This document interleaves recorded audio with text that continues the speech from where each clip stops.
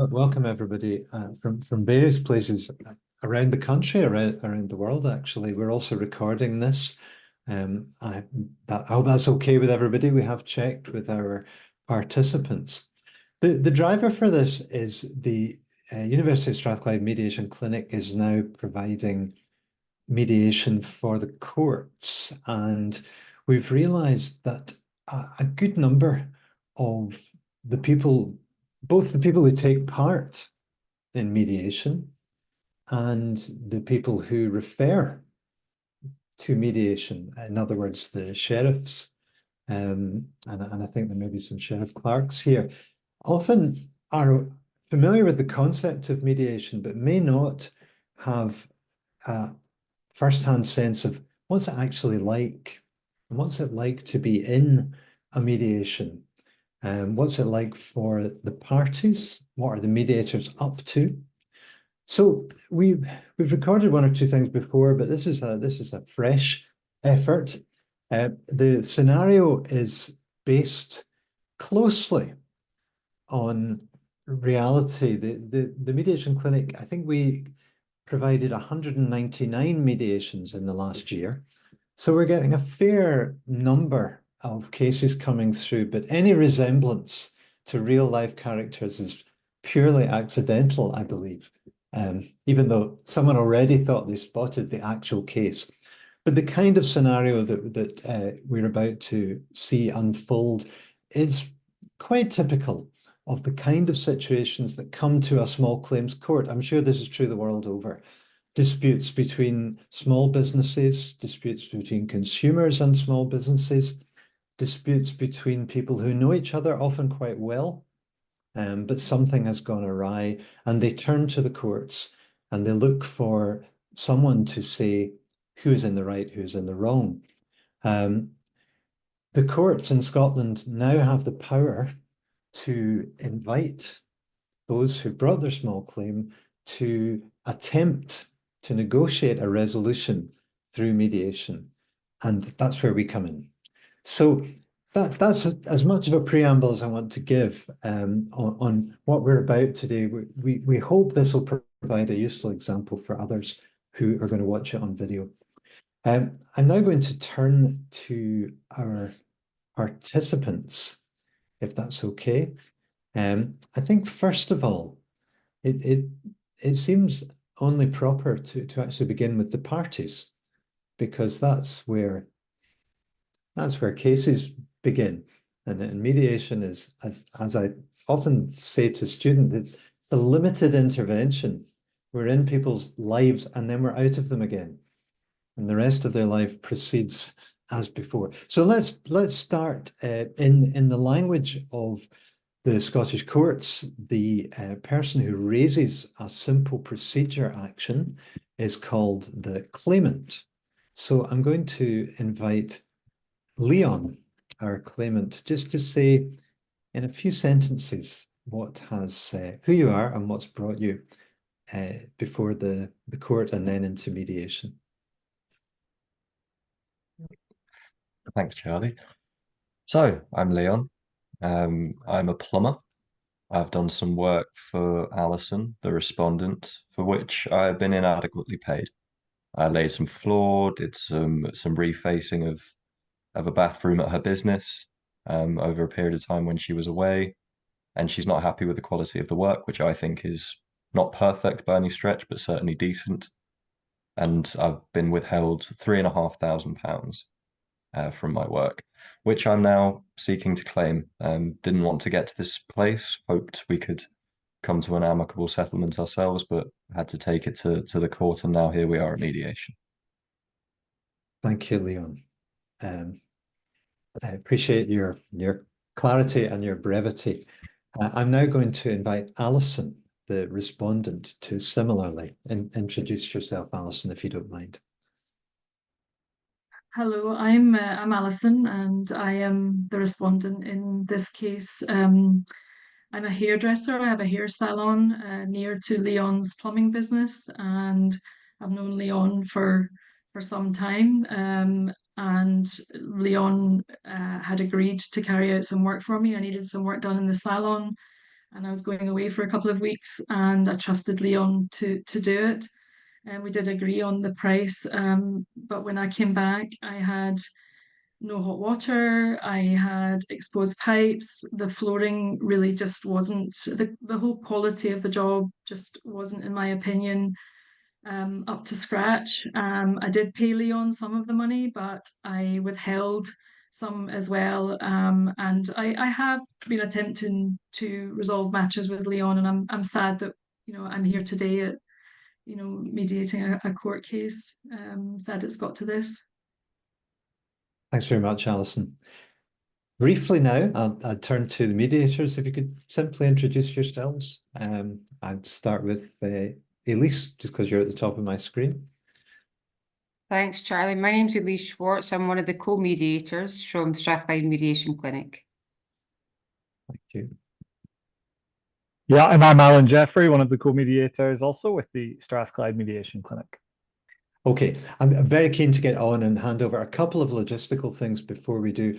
We've done this before, and we did it live with a group of people, and one of the things that seemed quite helpful in bringing it to life is on a couple of occasions I will pause the action, kind of on behalf of everybody, and invite. I probably invite some comment. Time is against us. We don't have a great deal of time, but simply just to allow some questions or some comments to be voiced. So that's a slightly artificial component to that. But I won't hang around because we don't have a great deal of time. The other logistical thing, we'll have an hour for the mediation itself. They generally do last longer.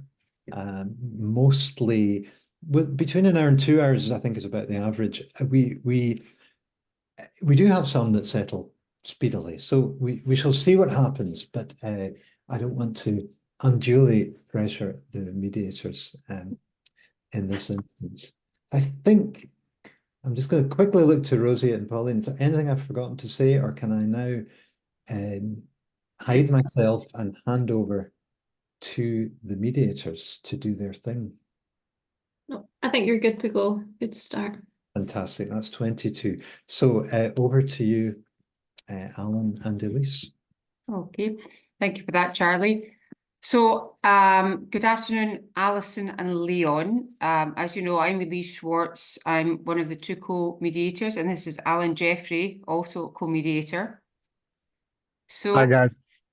I want to start by thanking you both very much for agreeing to come to mediation today. It's a voluntary process, but you both indicated in pre-mediation that you're willing to give it a go. Everything that you say in this mediation is confidential, so nothing you say can later be used against you if you do have to go to court. And we hope that this means that you feel that you can speak freely and in a way that might move us forward in this matter.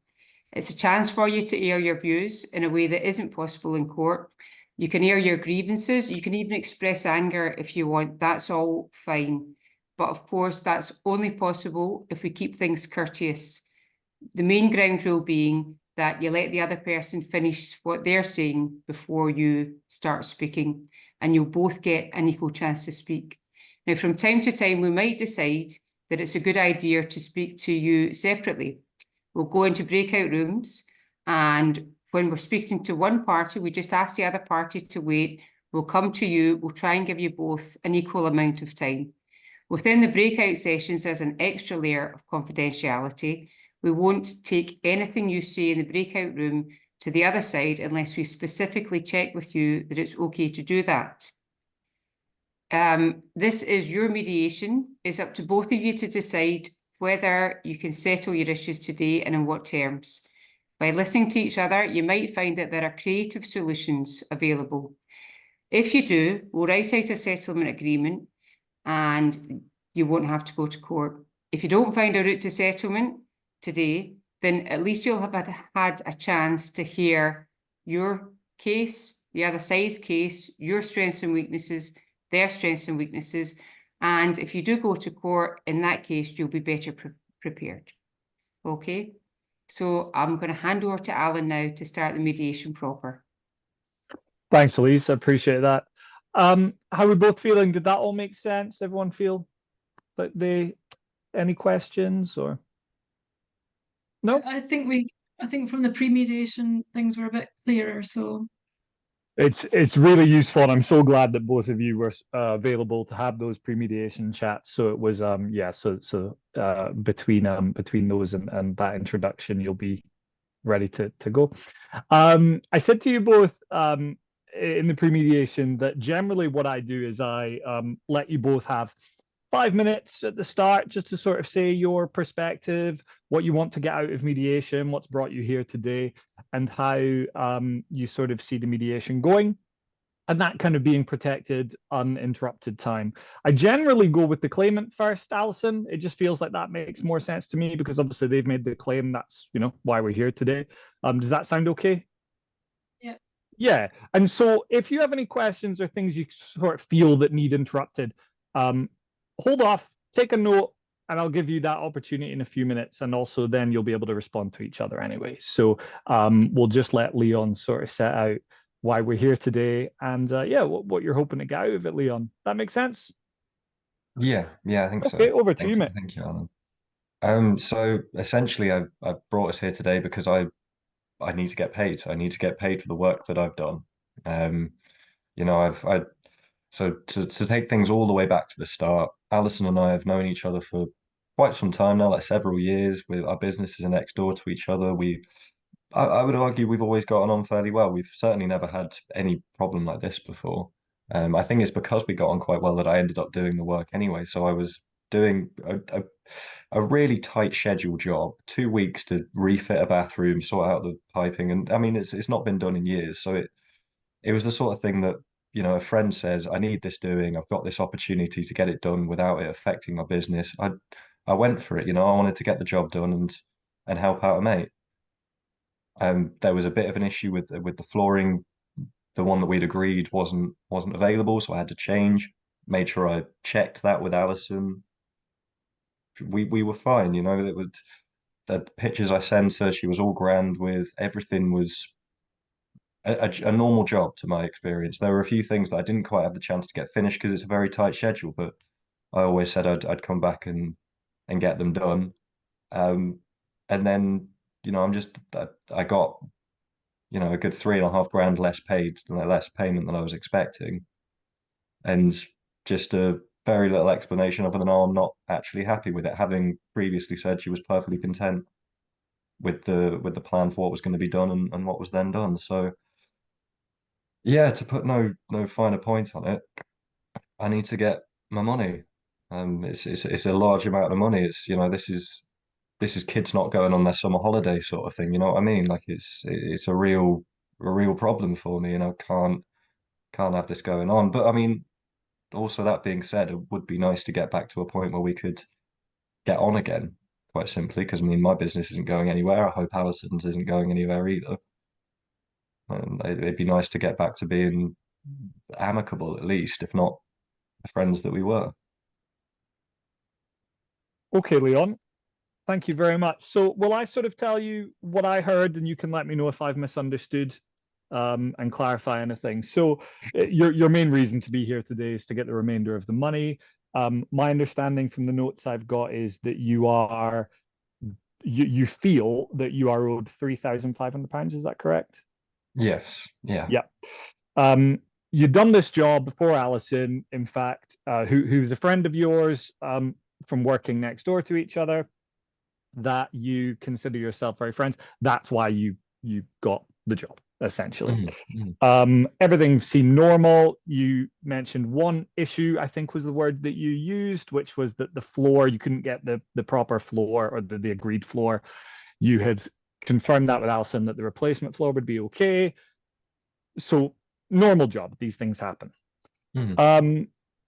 Then the full payment wasn't given to you, and actually, as you describe it, little explanation as to why, other than a blanket sort of not happy with the work, which has had a detrimental effect on both your relationship with Alison, obviously, and on your wider life, in the sense that this is not insignificant money to you. I think you said kids going on holiday. That you are here essentially, it's interesting because you said you're here for the money, but actually, as you were finishing off, also potentially to rebuild some sort of relationship, whether it's exactly what it was or better than it is now. Yeah, yeah. I mean, no one likes to be in grief with people they see every day. Like, there's no getting around it.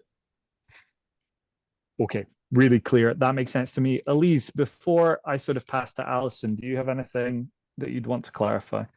No, that all makes sense. Thanks for explaining all that, Leon. Thank you, Leon. Alison, thank you for your patience and your listening, and it's over to you. This is your opportunity to do the same.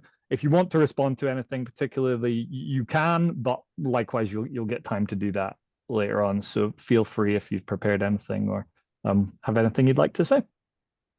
Well, first of all, I'd like to say that I'm really sad that Leon felt that he had to take a legal action. You know, we have been close kind of working neighbours for some time, and you know, I feel as if I have tried to resolve matters with, you know, with Leon. You But haven't. he made the decision to come, you know, to take it to court. You know, I did agree to give Leon the work to do my bathroom in the salon. I was trying to build my business again after COVID, and my bathroom definitely needed to be upgraded. And I trusted Leon. He was a plumbing business in the same, you know, building that we were in, and I wanted to give him the business. I wanted to help that would help boost his business. So, you know, I did that. I gave him the business because of that as well, and also because I trusted him. And because I was closing the salon, as you mentioned, you know, I trusted Leon to give him the keys. I've been going through quite a tough personal time. My sister has been in hospital and she was having an operation, so that was the reason why I was away. But I felt reassured that I was giving Leon the keys and that he would do a good job of the salon. And to be honest, you know, when I came back, I was really shocked. It just wasn't the quality of work that I was expecting. And I also had no hot water for 4 days. I had to cancel clients. I had to get a plumber in. Um, there was exposed pipe work in the job. It just didn't look quality workmanship, and I was really shocked by that and kind of upset. And also the flooring that we agreed. I know Leon said that the flooring that we had agreed on before I went away wasn't in stock and he couldn't get it. And yes, we did have some communication about it and he sent me some information. But what I actually expected and what I saw when I came back was flooring that just doesn't match and the rest of the salon. It's just not flooring that, you know, it needs to be replaced. Um, so I had a situation where I was trying to talk to Leon about it, and I tried to talk to him informally, and just kind of haven't got anywhere. And you know, so I had paid him. I have paid him. It wasn't a small amount of money that I paid him. I've paid him £4,500, and I've held back £3,500 because there's expenses I've incurred, and also there'll be expenses that I still will still incur, and I've lost business.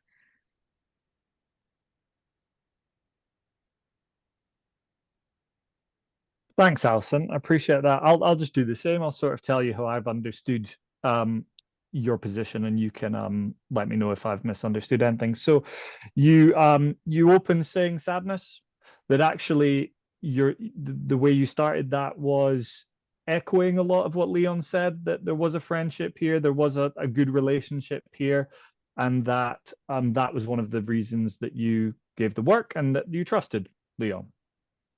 That the way things have went, actually quite shocked by the quality of the work or the lack of quality as you see it, and that has had a detrimental effect on that trust. That you were getting your bathroom up in a space where you were away because your sister, and obviously I'm sure everyone wishes your sister well, that it just wasn't the quality you expected. So we had mentioned some exposed pipe work. that you were without hot water for a few days, which had impact on the business, and that there was sort of acknowledgement that you and Leon had discussed the flooring being different, and that that had been communicated, but that when you saw it, it didn't reflect what you had understood it would look like, and it was quite dramatically different. Where I think I might have maybe not quite got my head around was you had said that you had tried to talk to Leon, and I didn't get a true sense of how that went. I tried to talk to him because, well, first of all, I was really upset at the the way that the bathroom looked, so I do appreciate that, I'm not feeling kind of great at the moment. I'm feeling quite emotional about all of this, but I did try to talk to him about it, and I've already incurred the cost for the plumber because I didn't have any water for 4 days, so that's a cost I've already incurred. Leon said that he would fix the exposed pipe, but he didn't come back and do that. And every time I try to talk to him about the floor, he just seems to say that the floor isn't his problem because he agreed the alternative with me, but it's not fit for purpose. It's not the I can't keep the floor in the bathroom the way it is. It just doesn't go with any of the rest of the salon. It's just not acceptable. So I'm going to have to incur costs to replace the floor.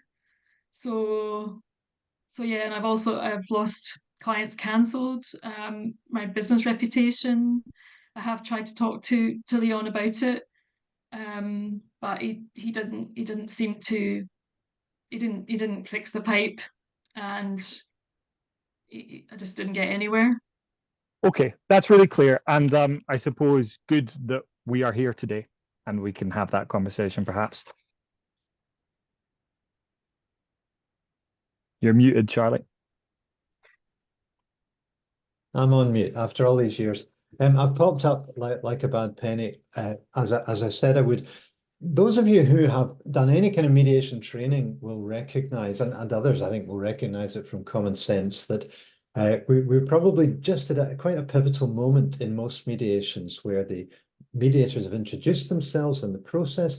They've then invited each person to say something. There's different ways of framing that, but I think many of us might use the language of identifying the issues, understanding what are we about to do. And I wanted to just come in at that point because it strikes me it's quite a strategic moment. I'm going to ask for, you have to do this fairly quickly, any thoughts? I don't have time. I'm not able to see all 72 people on the call, but if you could put in the chat your tip or your thought about where you think the mediators ought to go now.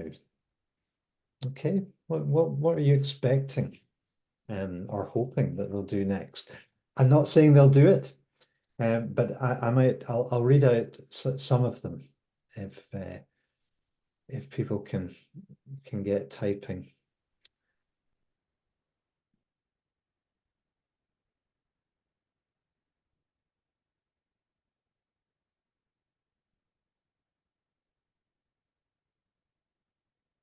I'll wait. I've seen one come in, and rather than putting too many suggestions into other people's minds, I'll wait for 3 or 4.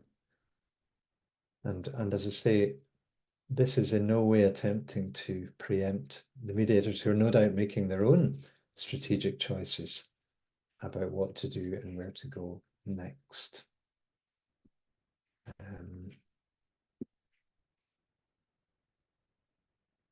Any more for any more?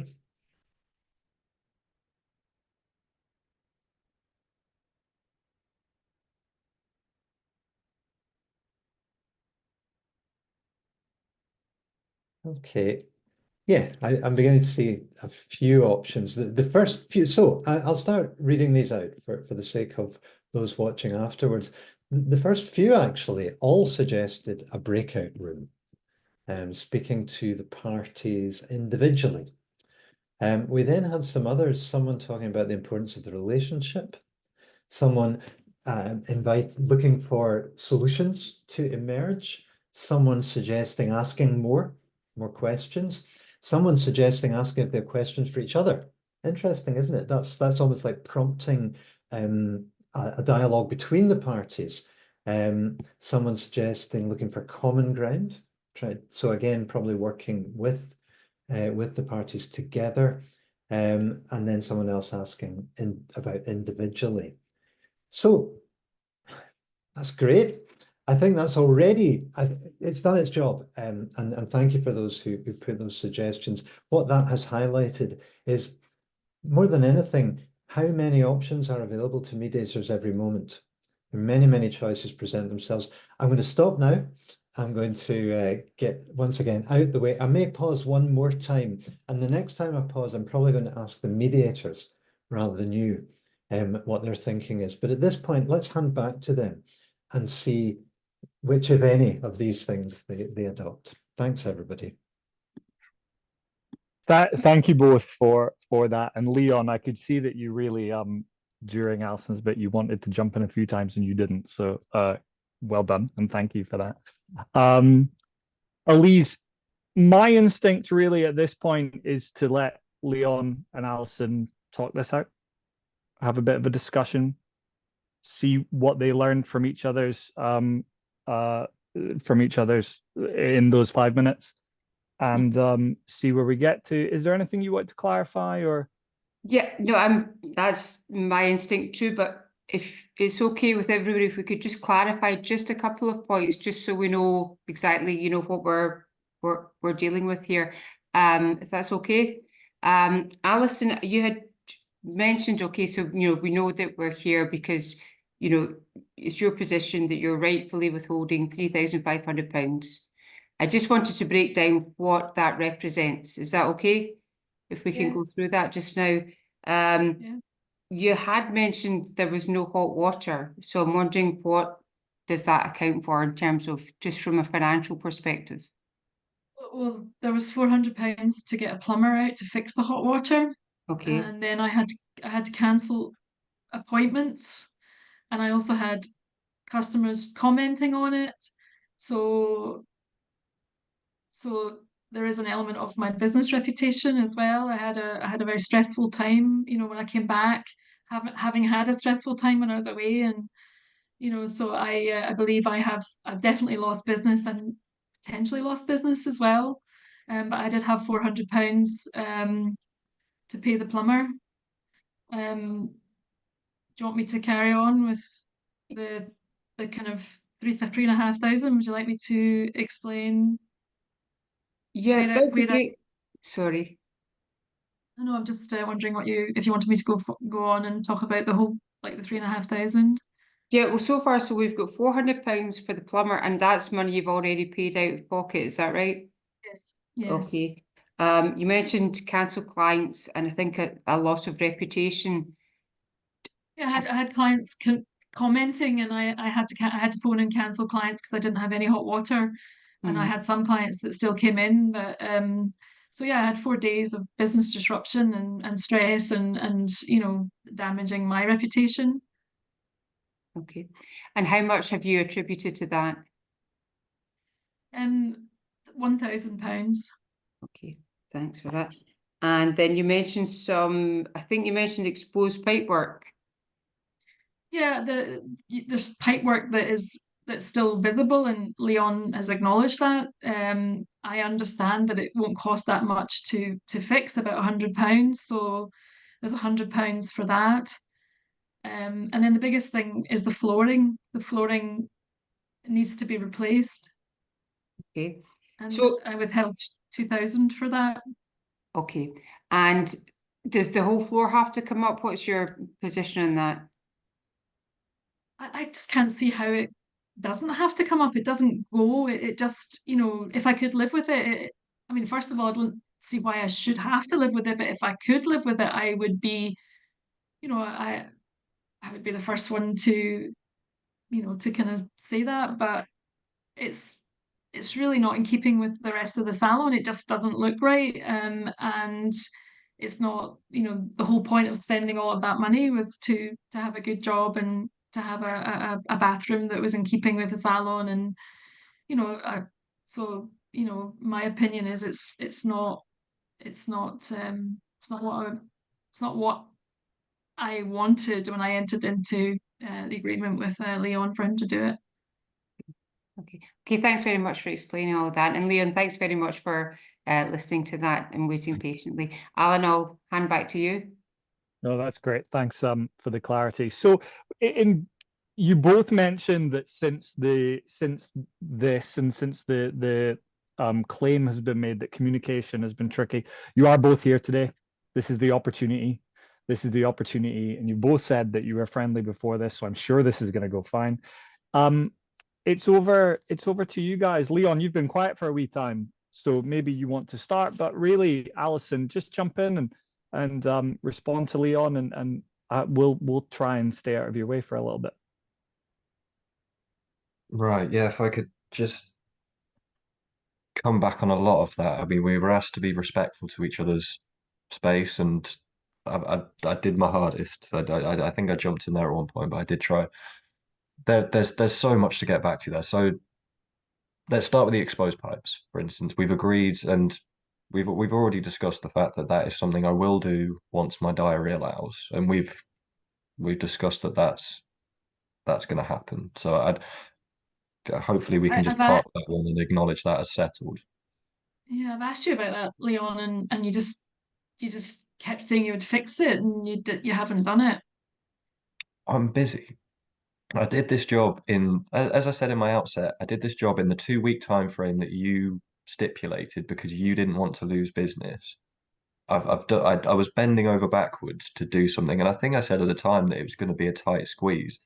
But anyway, I've got a lot in You my agreed. diary. Once I can get back in and carry on, I will get back in and carry on. But there's a lot more to be done. Like there's all sorts of other clients that have pressing needs as well, and I can't just lay them on the scrap heap for the fact that you're not quite happy with the But Leon, tiles. And I mean, let's can we part that bit? but But Leon, no, the no, no. flooring, But I like wanted, you're you're the withholding one. £2,000 for Sorry flooring. to Okay. Leon, sorry to interrupt, but I suppose when I said it would be a back and forth, then Alison might want to respond.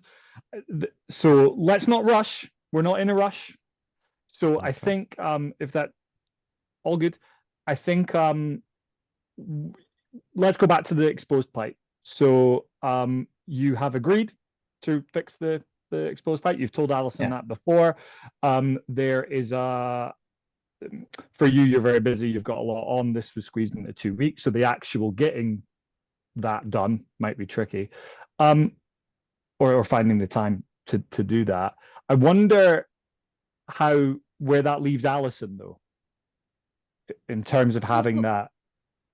Yeah, well, first of all, when we agreed that Leon's business would do the work, and I gave him the keys, he never told me that this was a tight job or anything like that. We agreed that he would come in. It was an ideal opportunity when I was away. The salon was closed anyway, and he had free rein to do it. So that first of all, I don't relate to that, and I understand that he might be busy now, but I'm also trying to run a business, and I still have things that need to be fixed. So I mean, we're here today because Leon is trying to get the remaining money, and I'm holding back because I have things that, one, I have already paid for, and two, needs still to be corrected.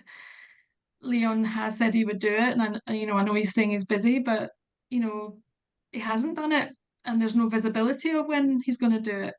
And I still have the issue with the floor. So it's just all been very stressful, and it's not. And Leon and I got on really well. This has been really difficult. Yeah, I can definitely at least agree with that bit. I've hated this. This whole situation has been absolutely vile. And obviously I don't like that you've been put out. Like it's nice to work in an area where everyone's business is doing well and everyone's in a good mood. So it's yeah, we've got to sort it out. I mean, Leon, I I guess I kind of go back to this trust where I thought we had the type of relationship where, you know, we could sort these things out. I mean, I think obviously the floor is a big issue because, you know, you keep saying that the floor is not your problem, but I have a floor that's not fit for purpose. So, You keep so okay, yeah, you keep you know, saying that fit for purpose. What do you mean? It keeps people's feet off the ground, no? well, well, I don't have. I have a salon. I have a salon where there's an image. I've spent a lot of money. You know, I've already paid you 4,500. There's a lot of money outstanding.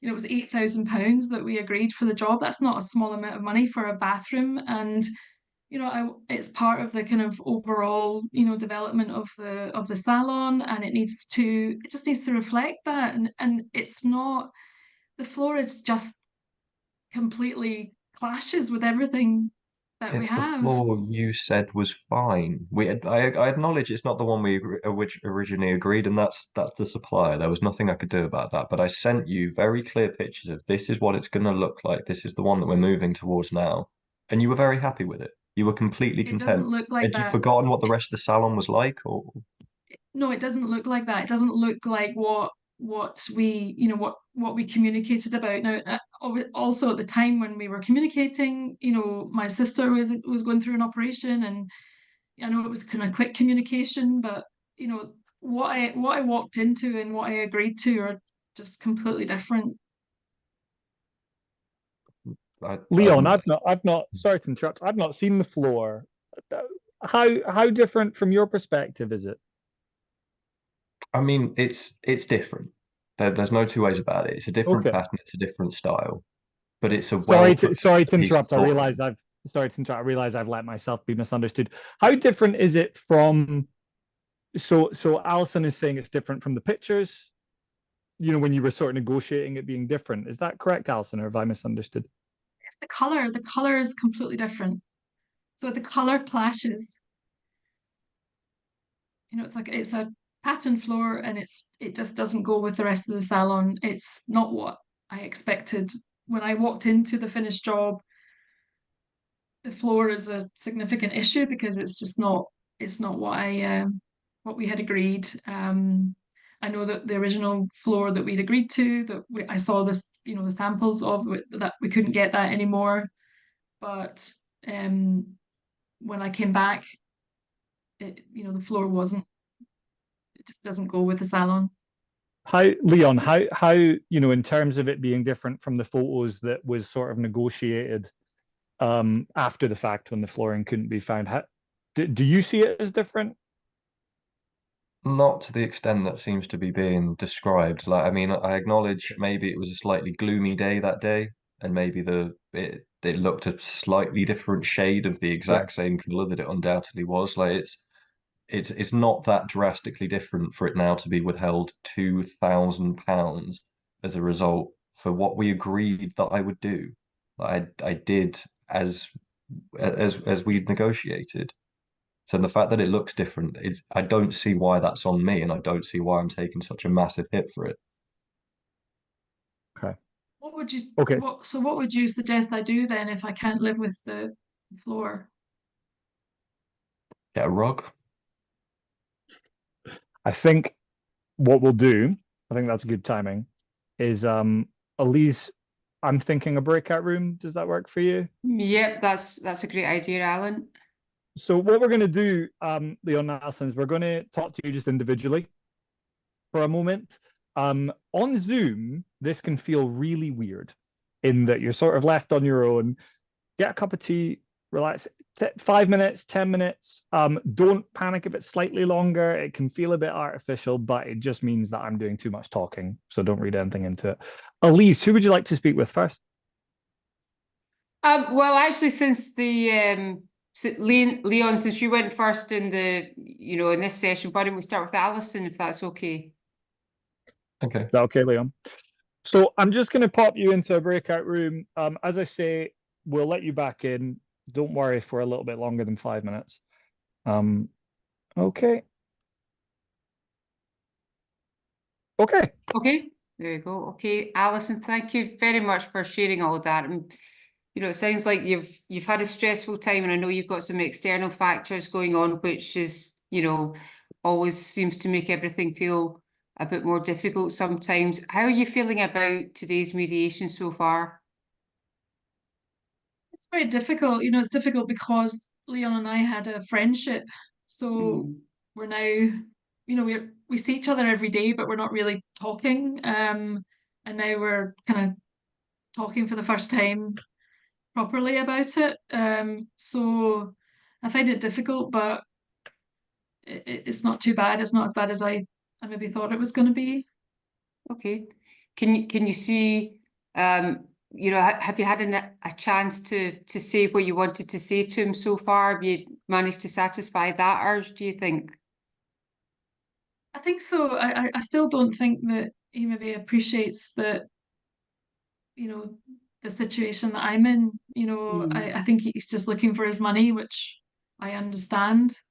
But I'm also looking for the job to be completed to the standard that we agreed and that I'm looking for.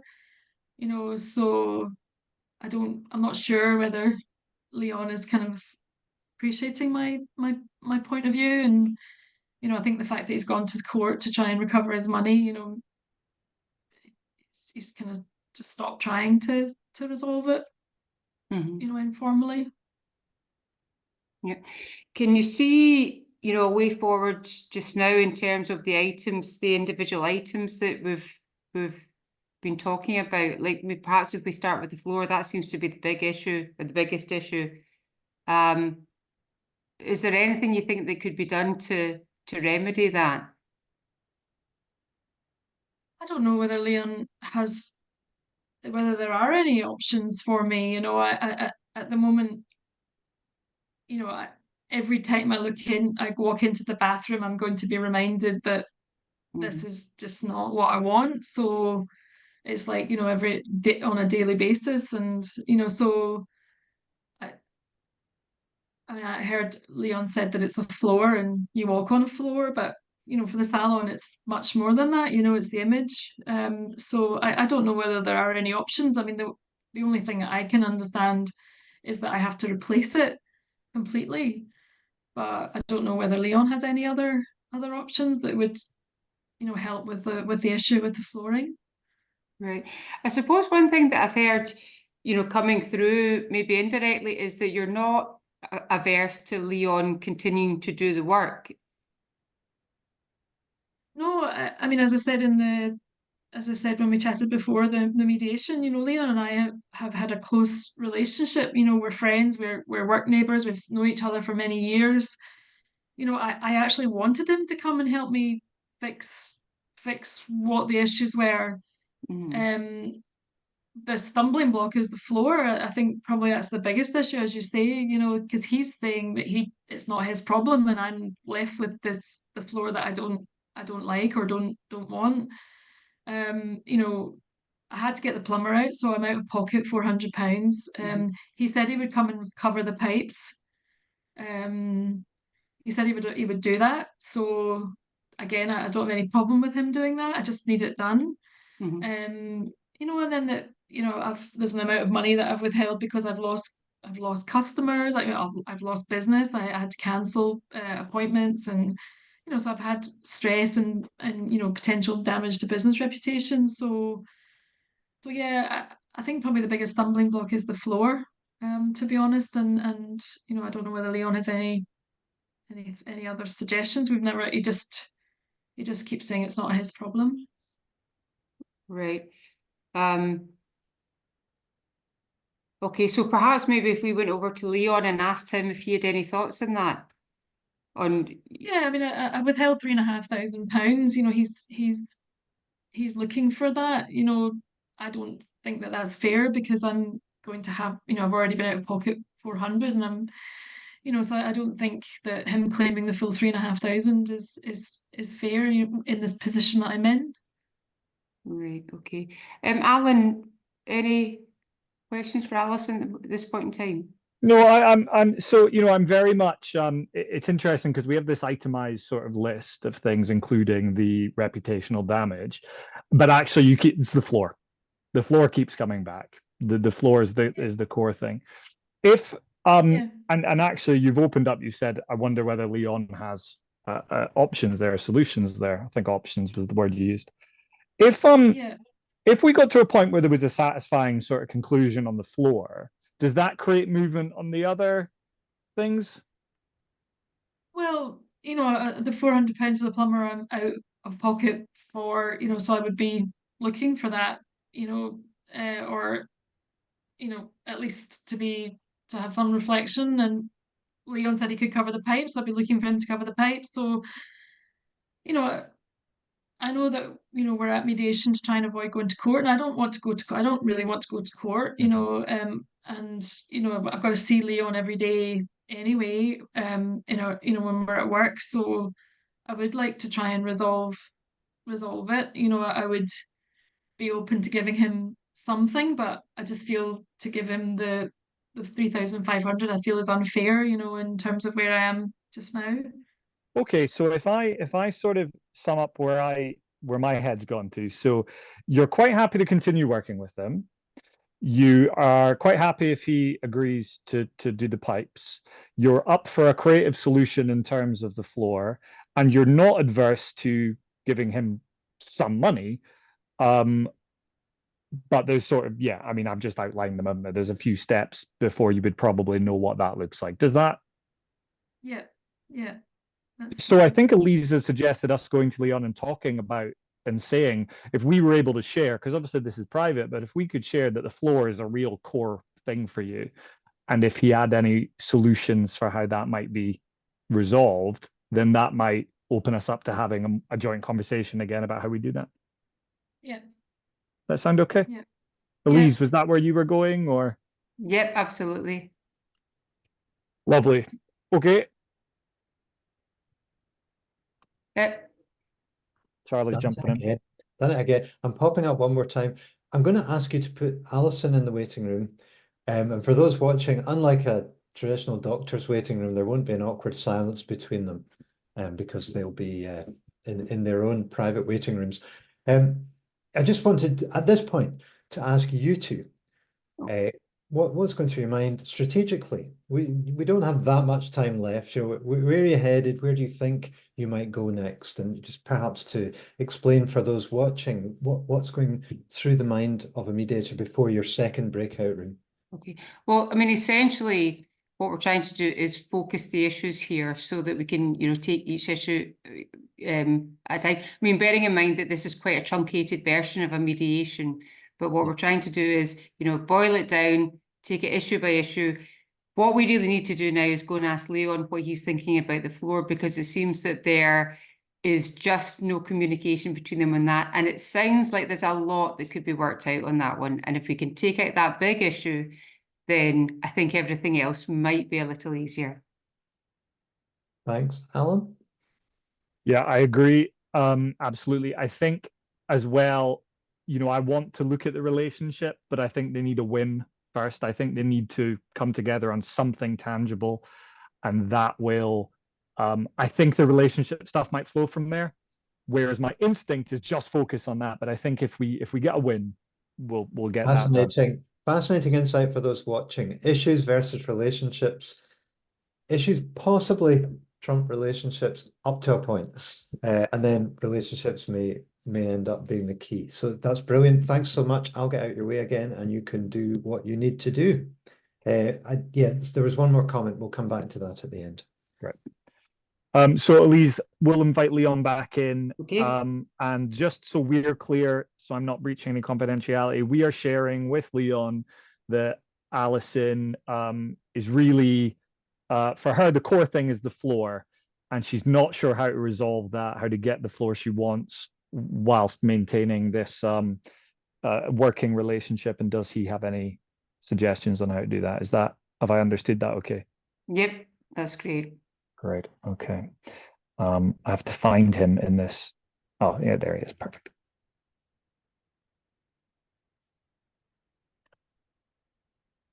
Oh, there we go. Is he? Oh, he's not been. Oh, we need to spotlight Leon again, I think. And microphone. There we go. Okay. Right, Leon, thank you. We have you Yeah, back. that was a Thank really you. long time. What were you talking about? Well, thank you so much for waiting and being patient. I don't actually know if you were patient or not, but thank you anyway. We have had a good chat with Alison, and obviously, as we said, we'll try and give you equal time. I was just wondering, what your thoughts on where we are in the mediation so far.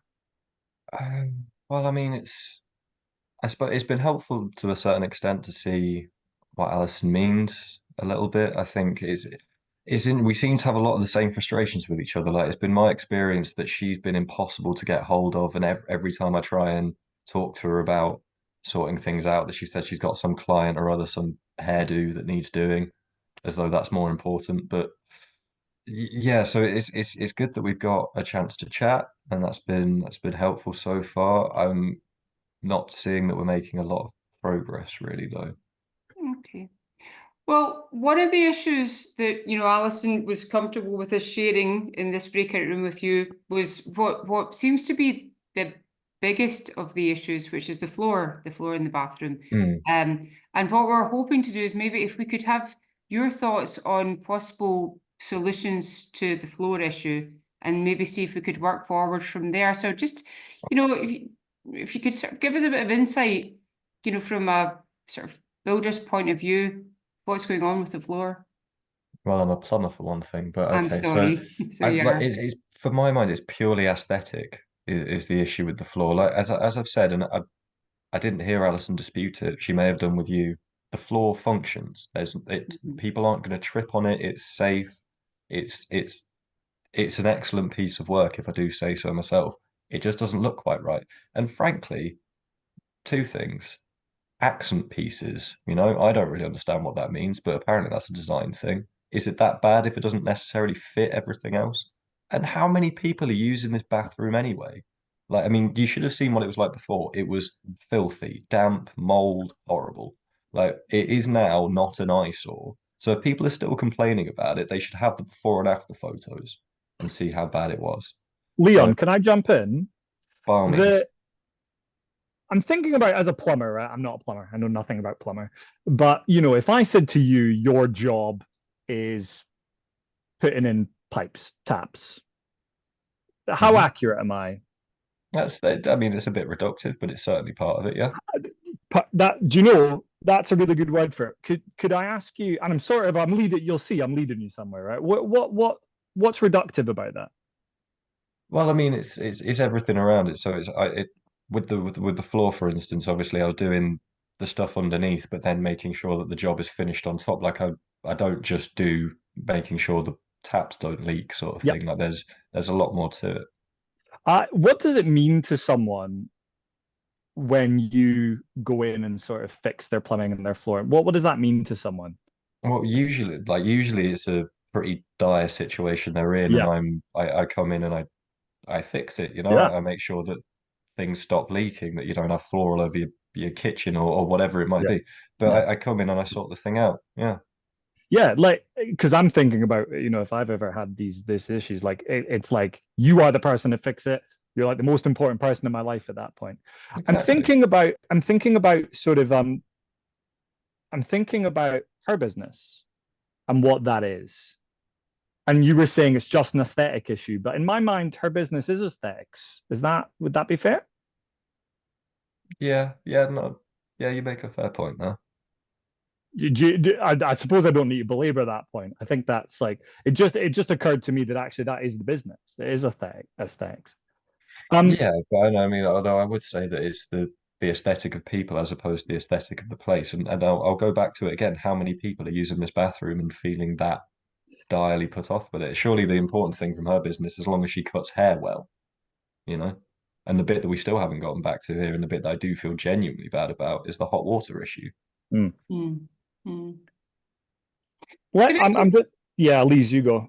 So can I just ask a little bit more on, and we will absolutely get to the hot water issue, but on the floor, now I'm sure it's, as you say, it's functional, and I'm sure from, a functional point of view, it's a lovely job, and certainly there's been no issue about that. Nobody's saying that it's not functional. I'm sure it's probably quite difficult for you to hear criticism about a job that's been well done. And in fact, it's not actually your fault from what I'm hearing, you both say that the material isn't quite right. It's just something that happened.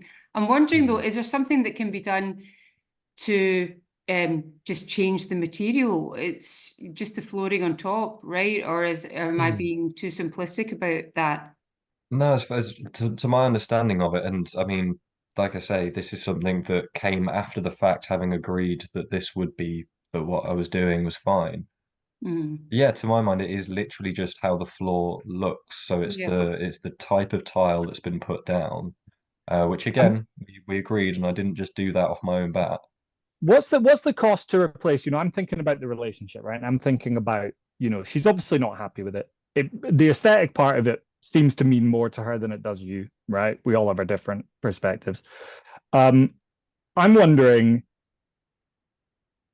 for the sake of relationship, is this a costly thing? Like, I don't know. Is this a really expensive thing to fix? I mean, it certainly shouldn't be £2,000 that's been withheld for it. It's not that big a deal.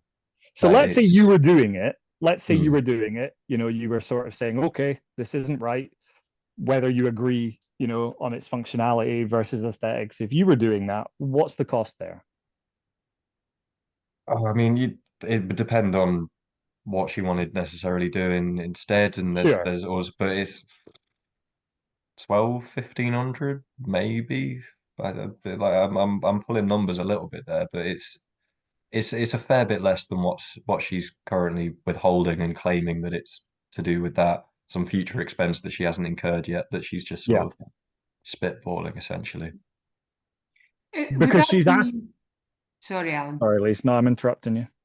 Would that be for what you would charge in another type of job?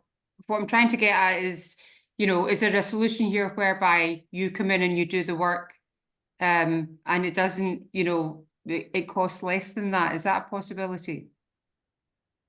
It's something I'd be open to. Yeah, I think it's something that if we're going ahead with me coming and helping sort these issues out, which is something I would like to do. Like as I may have said, I've never had issues like this before, and I would like to have the chance to set it right myself. And the fact that she hired another plumber, that hurt quite a lot, Mm. frankly. That was a real blow because I'm just there, for crying out loud. But yeah, no, I suppose that there could be a way of it, provided that I was definitely going to get paid for what I'm currently owed. I would be open to coming back and doing something, making an arrangement with her that wasn't the full price sort of thing, if we could come to that. Okay, so I suppose on the other issue there you had mentioned as well, and I will get back to that. I'm just going to park that just for a minute because I know we've got, you know, quite a few issues and not a huge amount of time. You had mentioned about the hot water. Now, I think just to clarify, we've already established that she spent £400 on a plumber to fix the hot water, and I think that was something you had issue with. Yes, yes. I mean, that's something that I have apologized to Alison about several times, and that's something that I am genuinely dissatisfied with this job. Like we talked a lot about the flooring, which is something I'm like, it looks different, whatever. But this was genuinely, I didn't realize that the hot water wasn't working. Like that was a poor connection was made, and we just didn't check it, and that is something I do genuinely feel awful about. Okay, so what I wonder would be the solution to that issue? Well, I mean, she said that she's fixed it. She says she's, well, yeah, she's fixed it, but it cost her £400. I can see fairly reasonably that that bit is not money that I can ask for anymore. Like, I mean, I'll be curious to see if it actually was £400 to fix that, because I could have sent one of my guys over and he could have done it in 20 minutes. But you know, I'll be willing to waive that Okay. if we can make some progress on these other things, because like I say, that was I can take responsibility for that fault. Okay. So, you know, and I appreciate that you're, you know, moving forward in this, and, you know, mediation is future thinking. So if we can, there's a third issue, which is the exposed pipework. And you just mentioned there about, you know, one of your guys coming over and fixing something quickly. Is that something that could happen? It seems that this isn't a very major issue if it only is worth about £100. Well, yeah, you say that, and that's something again that I find interesting about how she's valued these things. And I would love to meet the cowboy or whatever of a plumber that convinced her to pay £400 to just what would essentially have been just flipping a connection. But that's an aside. And the covering of the pipes requires one of my contractors who's just dropped off the face of the earth. I don't know what's happened to him, but my guy that does that, I don't have him anymore. So I'm looking for a replacement guy, but you never know where someone's going to come from. So that is something that I want to do. I've said to Alison, and we agree that it's going to be something that I will do, but I can't promise when I can do that because there are these other contingents. There's two things that jump to me from that. One, is Alison aware that that's the holdup? Well, I mean, I've tried to explain it, but like I say, whenever we try and have conversations, there's another haircut that needs doing. Okay. Okay, got you. Okay, that's fine. I suppose I was also wondering whether, you know, if you do you have a sense of, you said you don't know when that will be, but do you have a sense of a timeline on that? Like, are we talking that's might be a week, 2 weeks, that might be a month, 2 months? Is that? I think it's the month, 2 months, realistically. Like, if this guy doesn't come back, I mean, he's been with me for years, so I want to give him at least a little while to come and explain himself, although it will be quite the explanation I'll need. But No, that if I sounds don't really have another guy in a fine. couple of weeks, I'll need to get someone in, and then the first job on that guy's list can be getting this sorted out for Alison. No, that sounds really stressful, and I appreciate when you're dealing with contractors it is tricky. But I think one of the things that Alison was struggling with was the sort of open-ended timeline. So, you know, it might be Yeah, and I even mean, an us explanation and both. okay, yeah, I completely empathize. I completely empathize. Elise, I'll pass back. Yeah. So I mean, Leon, surely is a solution possibly for the exposed pipes? I mean, Alison thinks it's going to cost £100. A solution might be for her just to go and get somebody, and you take £100 off the bill for her to fix it, and then it gets done in her schedule. Is that something you'd be open to? If that's what it ends up being, again, I'd be curious exactly where those quotes come from. But yeah, if that works for her, Okay. Now, we could do that. thanks for that. Sorry, I just stepped on your sentence there. Now, I'm just really concerned that, you know, Alison's been sitting waiting and we should really return back to her. Now, I'm wondering what we can take back to her. I think, is it, if I just say what I think, what page we're on, you're willing to pay the £400, or take £400 off the bill for the hot water, take £100 off for her to get the exposed pipe work fixed, and you're be open to suggestions on for you to fix the flooring, and there would be some type of reduction in that. But provided that I am definitely paid at least the bulk of that, because as I've said, Right. we're withholding £2,000 just for that. And I mean, we also need to discuss the loss to the business element as well.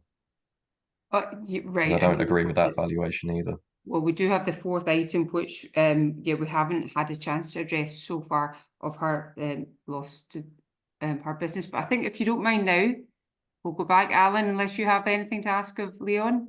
Nope. Okay, thanks, Leon. Thank you very much for explaining all of that, and we'll be with you shortly.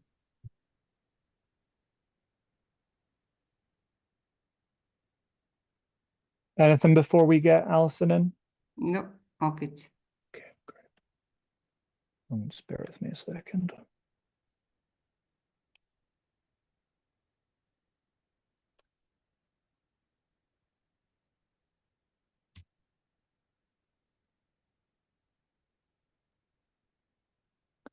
She might have popped away for a cup of tea, and she's not seeing the bit. There we go. Hi, Alison. Sorry about the wait.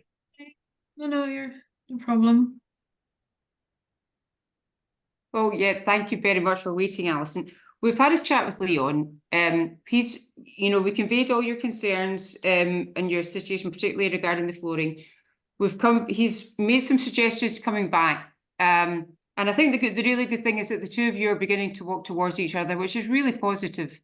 I'm going to, just for the sake of, you know, not having terribly much time left, to just run through his suggestions and get a feel for what you think of them. He is very understanding at the hot water issue, and certainly is willing to take that £400 off the bill. As regards the exposed pipes, well, he doesn't have time to fix that within the time frame that you would like. So what he suggests is that you go ahead and get that fixed, and you'll take £100 off the bill for that. And as regards to flooring, well, this is still an open issue that, you know, he's certainly willing to come to some kind of accommodation with you, but he does need paid something because he did put a lot of work into the floor. Now, whether that is to redo the floor at reduced rate or something like that, I just wanted to hear your thoughts on that as well as on the other issues too. And sorry, and then there's also the issue about your lost business, which we haven't delved into yet. So is he's looking for me to pay him the full, he was looking for me to pay him the full 3,500. That's what the claim was for. So what do you think where do you think he is in terms of, you know, because what I'm hearing is like the 500 and the 100.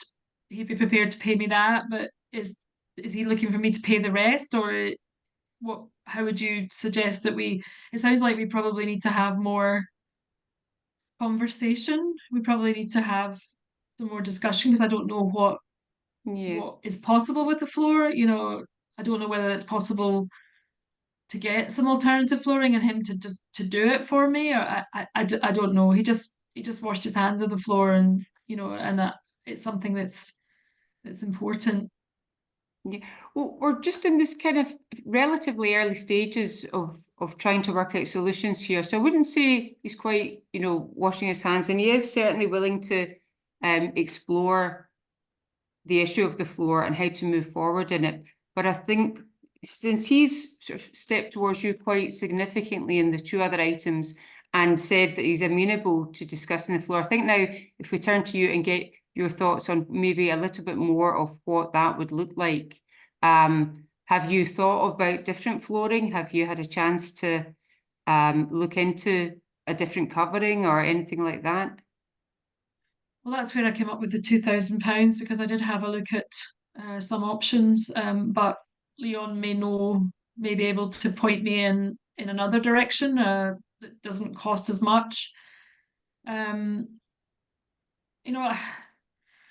You know, at the end of the day, we have to work together. You know, we work together, we see each other every day. This is just really awful, you know, and I don't want to pay him the 3,500.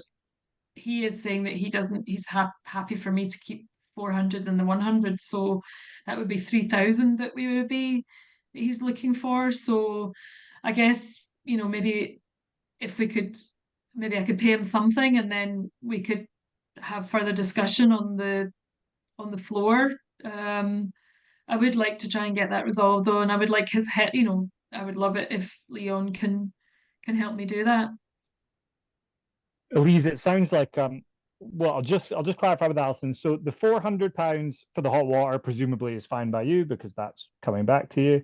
In terms of the £100 for the pipe work, essentially that you would go and have that done in your time frame, but that would be taken away. Does that feel okay as well? Yeah, that's what I was prepared to do anyway. Yep. And then the suggestion is from yourself that actually we're not quite at the floor part, but there's a conversation here, and maybe we should have that conversation. Yeah, no, okay. You know, obviously, yeah, I would be open to having a further conversation. Okay. So Elise, my instinct is we invite Leon back in and we have that conversation. Yes, mine too. Perfect. So Alison, you're okay if I catch Leon up quickly and then we'll leave it to, yeah. Yes.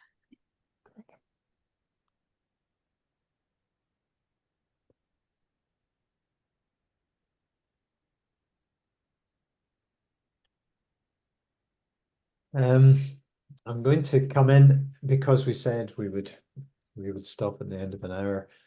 And there's a number of things up in the air.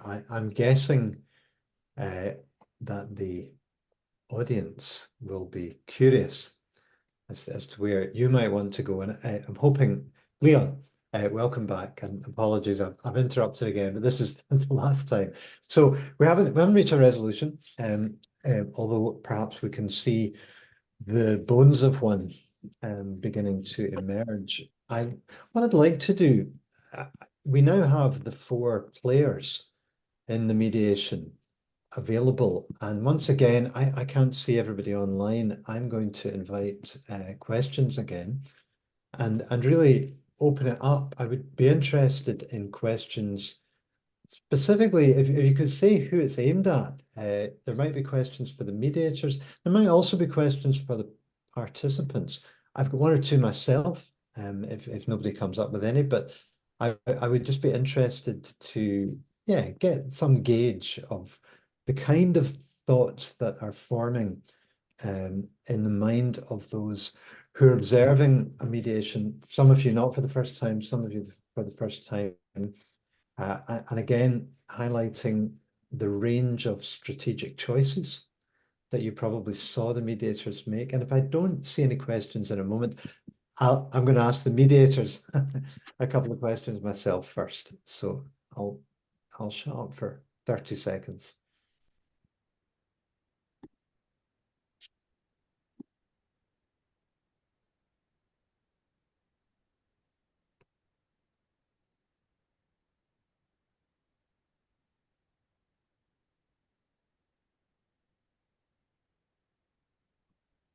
Okay. Well, what we'll do, here's quite a traditional step that those who train mediators will take at the end of a scenario. Oh, here we are. Sorry, we've got a couple of things that just popped up. So let's go with that first. Someone's saying perhaps it's time to talk about money. How much would be acceptable to each party? But someone else saying they're still far apart in monetary terms, and how do they bridge that gap? So actually, there you go. There's a couple of monetary queries forming. And so can I invite, let's start with Elise and Alan. Your thoughts about that? Okay. Well, I mean, my sort of thoughts on that is that it's quite early to talk about, bottom lines.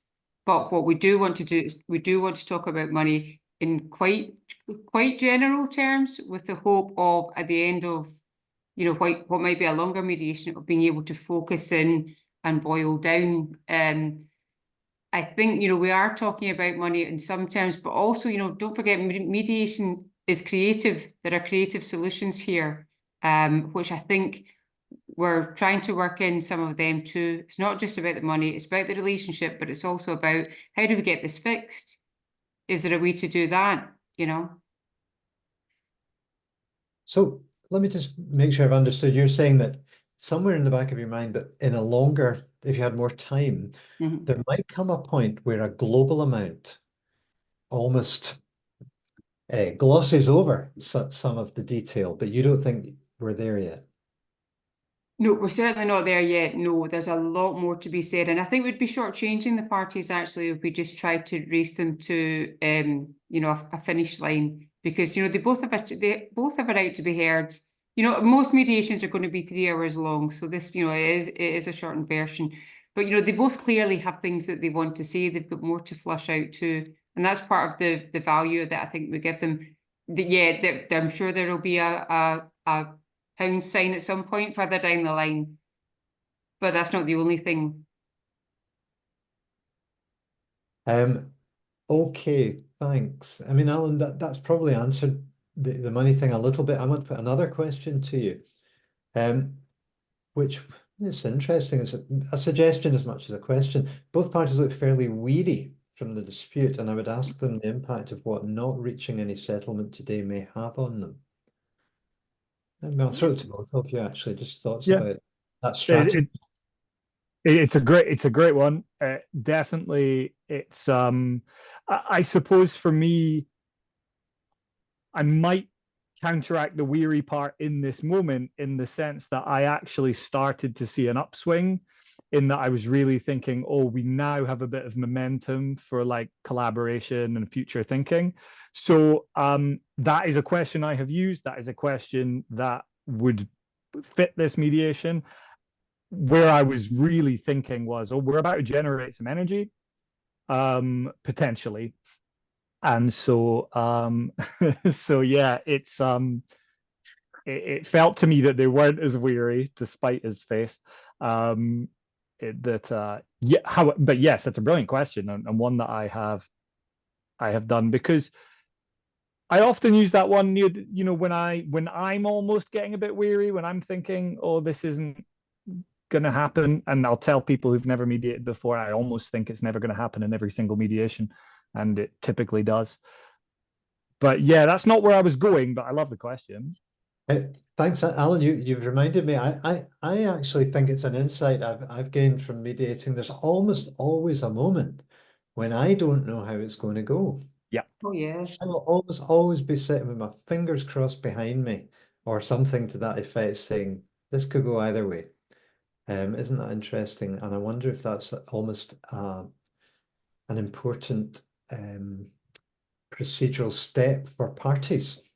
Could I jump in, because I actually said this to a mediator colleague of mine last month. I said, oh, I always sort of think at one point it's not going to work, because they get into a place where it feels really hard. And the co-mediator said to me, yeah, but you did that. You designed it that way. You did that on purpose.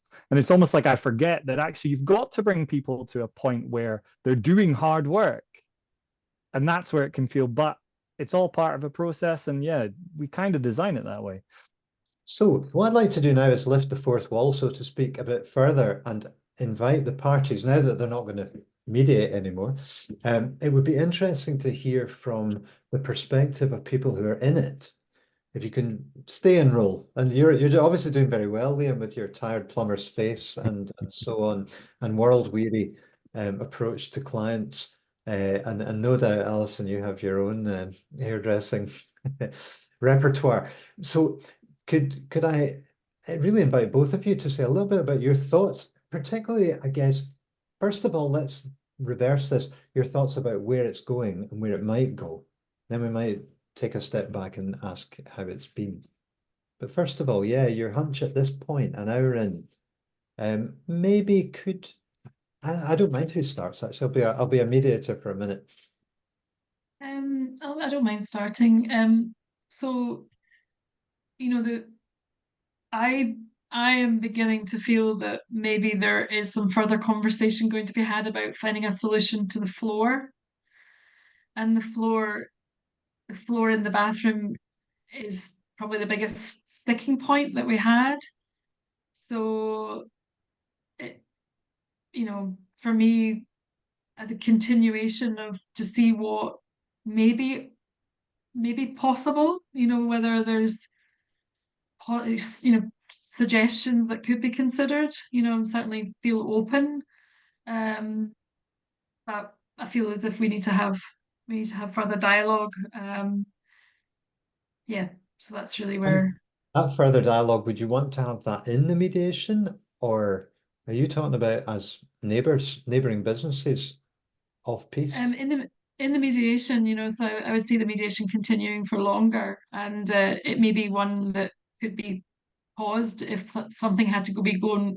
Say Leon had to go and find costs or something like that, or I had to go and find some information. But I feel that in the mediation, there's scope for us to come together. I mean, we were friends for many years, so I think there's not been enough time to probably have some Okay. opportunity to discuss. So your hunch or your sense is that a bit of dialogue between the two of you, with the help of the mediators, is where to go and where you'd like to Yeah. go. Leon, you similarly, where are you at, and what's your hunch about where it's going? So I think where we're at the moment, I'd say that what has just passed there represents more communication than we will have had beforehand. So that opportunity to actually hear what Alison makes the situation and actually be able to fully set out my own, or at least mostly set out my own view. It has that feeling of just finally some progress is being made from a situation where just you don't know where it's going next. And then as to where we're going, it definitely feels like there was some common ground on some points. Certainly, I was willing to to concede on, say, the plumber, although I'm still upset about another plumber being involved. And sort of starting to be willing to make that movement. And I think it would have been very interesting to see where, if we came back together, joint again, what that conversation would bring. Well, thanks. There's some delightful questions coming in, and actually they're Mm. really, really helpful in highlighting, again, some strategic choices facing mediators. So I'll just read them out. These would be interesting for you, Alison. One's saying, where are we on Leon fixing the floor himself? Because that seems to be around, you know, the possibility at lower cost. And then a couple of people saying, but if the respondent chose the flooring, why is Leon having to change it at his expense? Someone else saying, why is Leon having to take time to fix a mistake made by someone else? My question is whether that's a good question or not is not my issue. My issue is I wonder how mediators might introduce that data, that perspective. And I'm going to ask Leon, sorry, no, I'm not. I'm going to ask Alison and Alan just to think for a moment, what you know, that's perhaps a question that might logically form in your own mind. How do you think you might handle something like that? In terms of he might You might want to introduce that into the mind of Alison, but how would you go about that without pissing her off? introduce that Leon might not have a duty, or that he might not have a duty. Mm.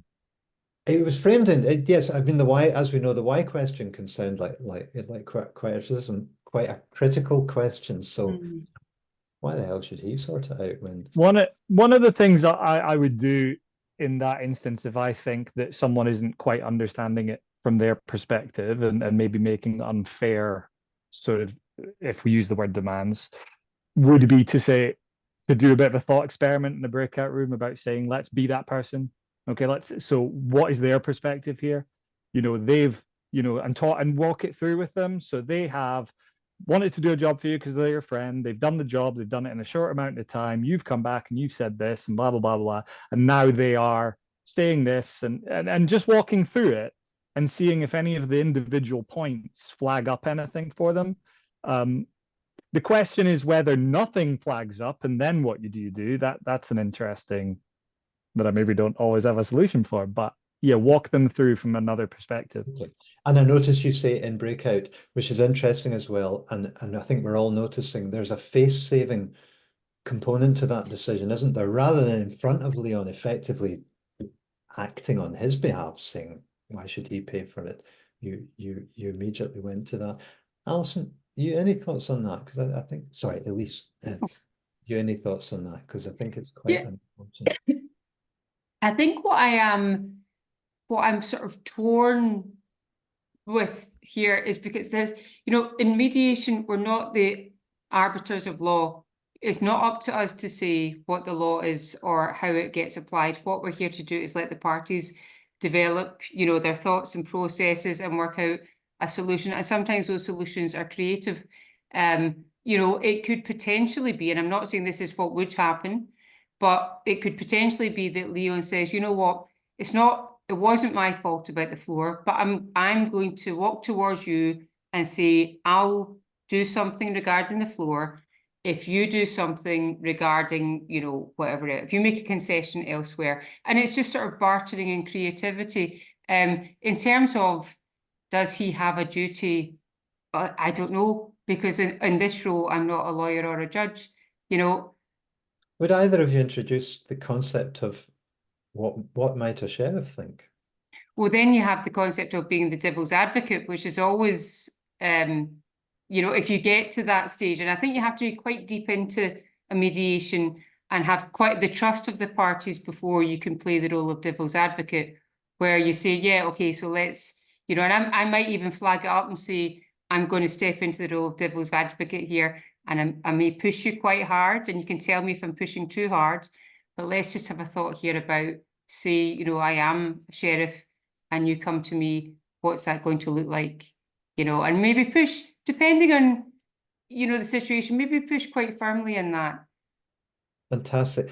Look, we're getting short of time. Thanks both for that. And I think I like the way that gives us a glimpse of the dilemmas facing mediators. It's not the mediators don't notice stuff.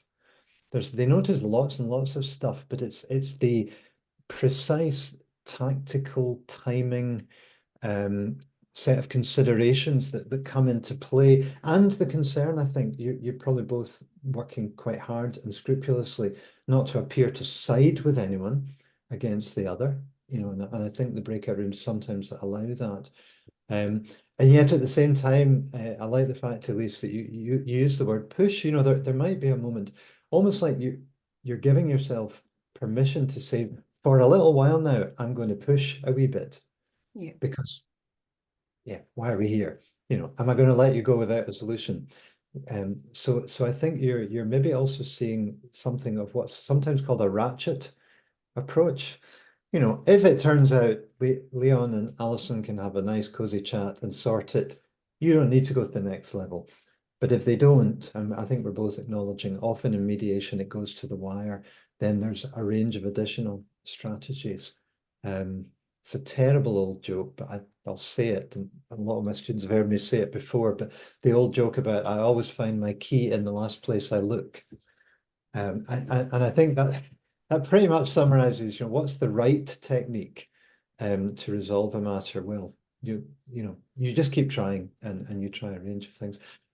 2 minutes to go. Thank you so much. I really, really appreciate the work of the mediators there. I don't know if people can raise a clap. I'm going to do a clap because it's really tough to put yourself on the line, you know, to allow your work to be observed by other people, and make choices in the moment with still 61 people, 72 people at one point watching you. That's a tough thing to do. So thank you so much for your efforts and for sharing with us the kind of approaches that you make. And thanks also to Alison and Leon for so authentically playing the parties without being, you know, absolutely awful and without being a total pushover. So thanks everybody. Thanks to Rosie and Pauline for organizing this. And to all of you who have come. We will post about this. We'll be putting information about where to see it on video. And there's some lovely stuff in the chat, which I'm just reading coming in. So a lot of appreciation to you guys. And from me, on behalf of Strathclyde Mediation Clinic, I think 1759, I think we can actually bring this to a halt on time, which is not one of my strengths. So thanks everybody, and yeah, enjoy the rest of your evening, day, etc. We'll maybe post what's said in the chat, and certainly pass it on to the mediators because it's lovely to see. So there we are. Goodbye. Thank you.